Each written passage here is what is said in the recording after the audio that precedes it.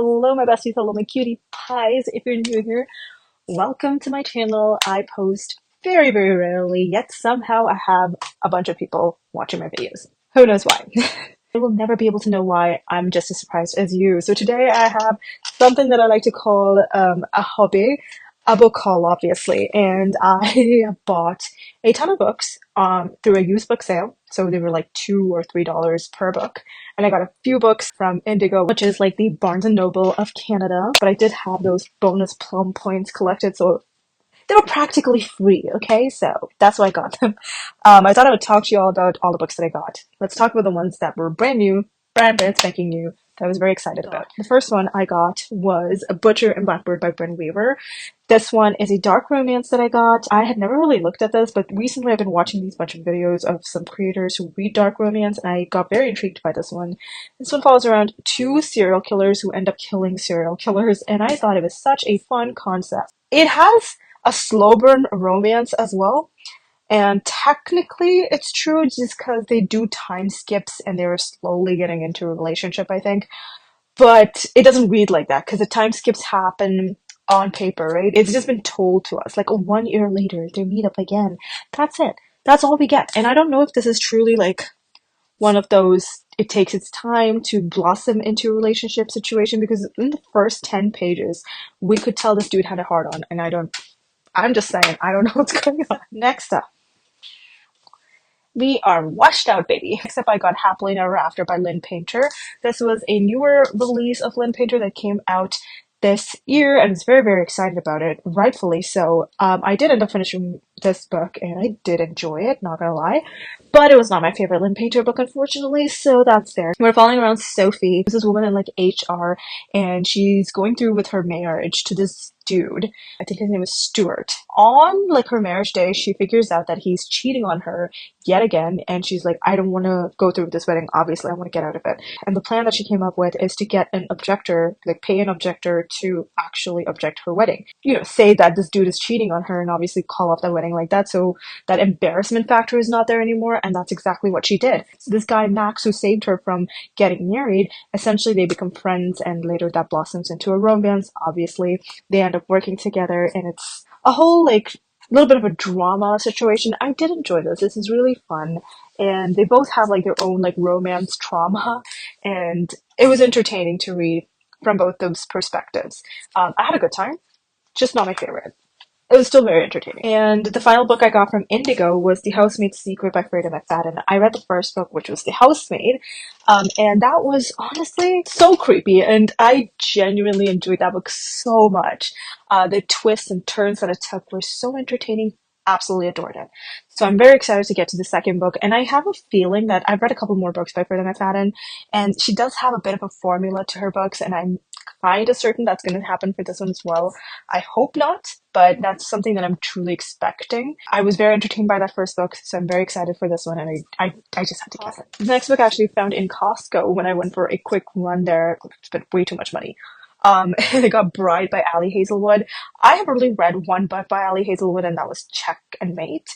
It was a fun YA romance. I'm not really sure what this one is about. I think it was like a vampire werewolf romance. I haven't read a vampire werewolf romance since I was like 13, so I don't know what to expect really. I've heard mixed reviews about this. A lot of people really enjoyed it. A lot of people were like, what the fuck did I just read? So I feel like I'm going to be the second, but I'm still very, very curious to know what this is about. It's been a while, like I said, since I've read anything vampire and werewolf-esque, so we'll see. Then we're on to the used book portion. I ended up getting The Four Winds by Kristen Hanna. Do I know anything about this? Absolutely not. Have I read one book by this author and I was like, yes, she's gonna be great? Yeah. This book is set in the 1920s and 30s era when people were super fucking rich, and then the Great Depression happens, and this main character, who obviously at this time, if you don't get married, you have nothing, she tries to change her life. So it's about this richness and poverty kind of coming together. I don't really know much about it. Not super into like historical fictions, but I thought it would be a really fun book to read because I do like Kristen Hanna's writing style. I think The Nightingale was the book that she had written that I really enjoyed. But I would give this one a chance as well to see how I would like it. She has a lot of novels out there. I didn't even know that. But I'm very curious to know what I think about this, so I picked it up. The next one I got honestly because it was a Man Booker Prize winner and I was like very curious. Wanted to be smarty pants. Right now I'm regretting my choices, but I still have it, and it's The Narrow Road to the Deep North by Richard Flanagan. This book has some Japanese and Australian elements in terms of war and the consequences of it in both those places, and I have no clue what this is about. Another book I got was Fight Night by Miriam Toews. Okay, what is this book about? You might be asking, and I honestly have no clue. But I've seen this book floating around, and it's about this family and the struggles that they go through, and it's a very unusual type of a family. That's all I got. Do with it what you will, because the girl does not know. Moving right along, I got All the Missing Girls by Megan Miranda. I have not read anything by this author previously, I don't think at least, and it just sounded very interesting, so I was like, yes, this is something that I want to pick up. So basically, we have our main character who has to go back to her hometown to take care of her father. So she leaves her fiance and her entire life in Philadelphia to go and take care of her father in this place called Cooley Ridge.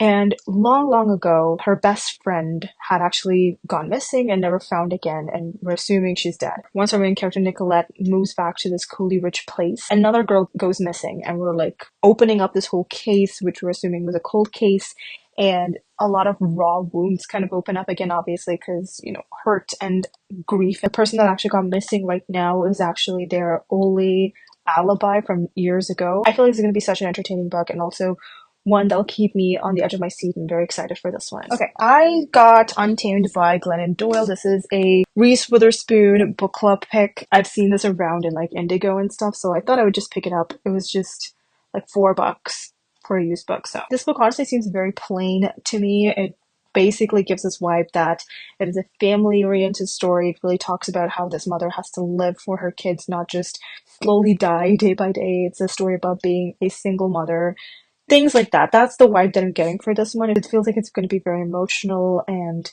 heart-wrenching. That's kind of what I'm getting from it. Do I know anything else about it? No. I also see that Oprah Winfrey has a blurb on this, so it must be good, right? So the next one I got was The Glass Hotel by Emily St. John Mandel.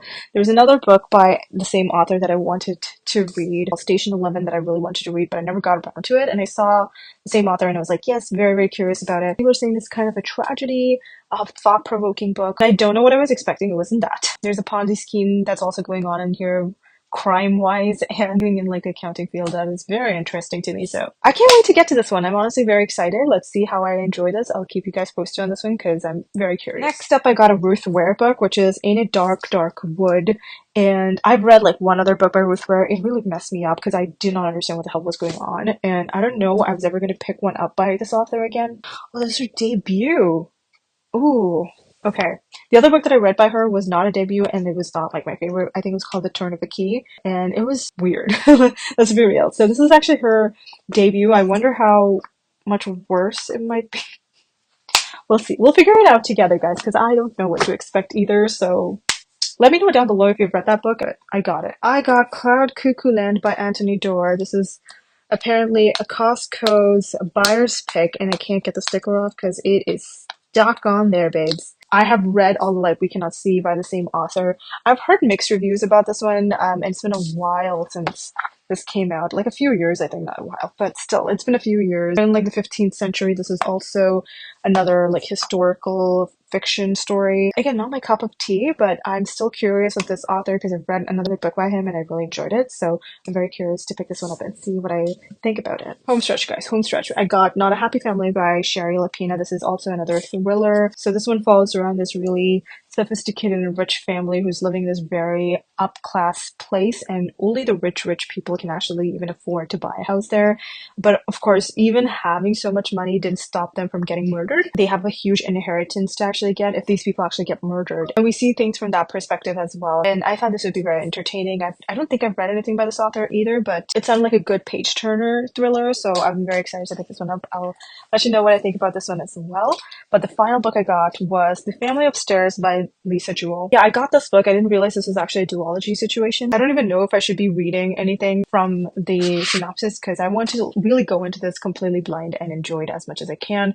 There's so many blurbs on here by Ruth Ware, AJ Finn, Megan Miranda, who just saw Be a Paris, who's one of my favorite thriller authors, Alice Feeney, who I've read from. I either own or have read from all these people in the back except Sarah Pinborough. I've never heard of that person. I'm excited, honestly. This sounds very entertaining and I think I'll really enjoy it as well.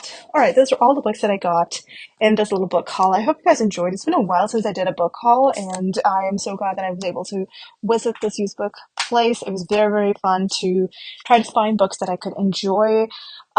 If you're new here, hi, welcome. My name is Ansu. I tend to only film wrap-ups, TBRs, and book hauls. That's all I know how to do. So if you're new here, I definitely think you should subscribe because I'm so unique. Please subscribe. I love you. Bye.